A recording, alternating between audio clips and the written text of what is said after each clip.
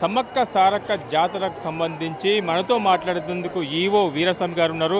వారి మాటలు అడిగి తెలుసుకునే ప్రయత్నం చేద్దాం. సార్ చెప్పండి, ఇప్పటి వరకు భక్తులు ఎంతవరకు వచ్చి ఉంటారు, ఎంతవరకు దర్శనం చేసుకున్నారు, వారికి ఎలాంటి ఏర్పాట్లు చేయడం జరిగింది? సార్ సమ్మక్క సారలమ్మ మహాజాతర 26 సంబంధించి మెయిన్ 28తో స్టార్ట్ అయిపోయి 31 తోటి వనప్రవేశంతో జాతర ముగిస్తుందండి. నిన్నటి నుంచి ఇప్పటి వరకు చూస్తే సుమారు ఒక 50 లక్షల పైచీలకే వచ్చారండి. అటు ఇటుగా 70 లక్షల వరకు వచ్చి ఉంటారని అనుకుంటున్నాము. ఎందుకంటే నేను సమ్మక్క వచ్చినప్పుడు సారలమ్మ వచ్చినప్పుడు నేను చాలామంది అమ్మవారిని దర్శించుకోవడం జరిగింది. ఇప్పుడు ఇవాళ సమ్మక్క రావటం కూడా ఉన్నది కాబట్టి ఇంకా ఈ ఈవినింగ్ టైం నుంచి ఇక నైట్ సుమారు ఒక 50 లక్షల వరకు వస్తారనేది 30 నుంచి 50 లక్షల వరకు వస్తారని చెప్పేసి ఒక అంచనా అండి.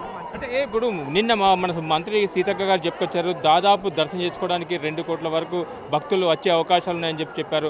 మరి ఒకవేళ అంత పబ్లిక్ ఇక్కడికి వచ్చి ఉంటే వాళ్ళకి ఎలాంటి సదుపాయాలు ఏర్పాటు చేయడం జరిగింది?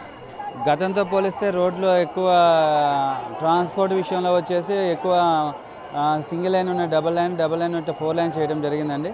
దాంతోపాటుగా ఇప్పుడు మన దేవాలయ ప్రాంగణం కూడా బాగా విస్తీర్ణం పెంచేసి రాతి కట్టడాలతో నిర్మించడం జరిగింది. దానివల్ల ఎట్ ఏ టైం మనకి భక్తులు ఒక 10 నిమిషాల్లోనే ఒక 10,000 మంది వరకు కూడా ఫ్లో అయ్యేటట్టు ఏర్పాట్లు చేయడం జరిగిందండి.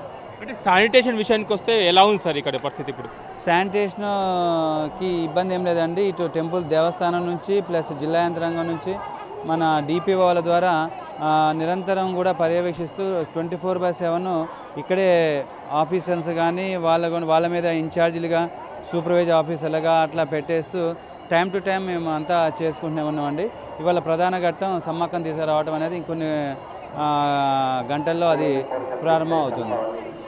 అది మొదటి ఘట్టం గడిచిపోయింది. ఇప్పుడు రెండో ఘట్టం మొదలవుతుంది. సమ్మక్క వస్తుంది కాబట్టి ఇటు అధిక సంఖ్యలో భక్తులు కూడా పాల్గొంటారు కాబట్టి వారికి ఎలాంటి అవాంఛనీయ సంఘటనలు జరగకుండా అన్ని జాగ్రత్తలు తీసుకున్నామని చెప్పేసి ఆలయ ఈవో అయితే చెప్పుకొచ్చిన పరిస్థితి. కెమెరా పర్సన్ రఘుతో Ravikumar, mega NN TV, Sammakka Sarakka జాతర నుండి.